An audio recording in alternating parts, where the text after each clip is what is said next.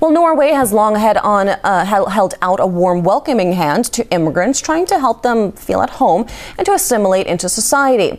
Well, the policy has been clouded not only by the Breivik massacres, but even from within ethnic groups, with radical slogans and even death threats from the growing Islamic community.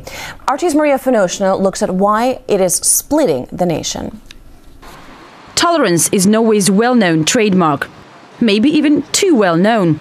13% of the country's 5 million population are immigrants, but it seems it may be suffering from its own hospitality.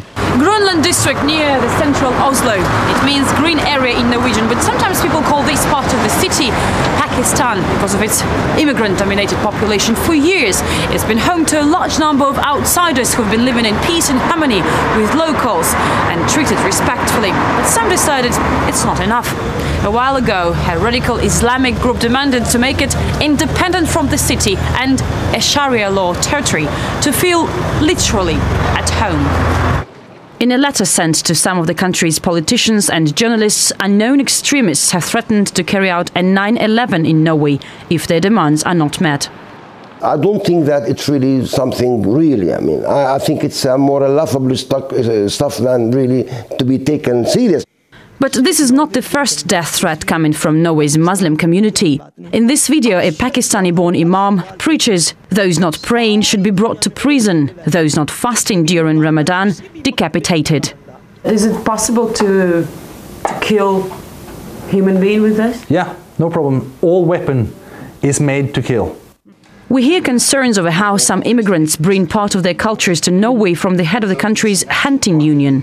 On one of our hunting courses, there were attending 4 Muslims who seemed to have more interest in weapons than in nature and hunting. Attending courses is one of the 2 legal ways in Norway to get a personal weapons license. If you don't respect Norwegian rules and you don't want to live the way we live in Norway, then you can go back to your own country. Opposition party member Mazyar Keshvari himself came to Norway as a political refugee in the late 80s. He says the ruling Labour Party is importing voters. Immigrants are indeed among the party's strongest supporters, but the price is high. How can you integrate a minority when the minority is actually the majority in a society? Who is going to learn from who? Whose value are you going to integrate? Such rhetoric is too familiar to every Norwegian. A homegrown terrorist killed 77 here last summer, protesting against the takeover of Muslim immigrants. Osmund was one of those on that island last July. His comrades and friends were killed right in front of his very eyes.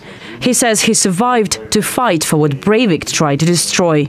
The most important lesson is that we never can take our grounded values for granted. We need it's a fight we never win. The fight for democracy or for justice.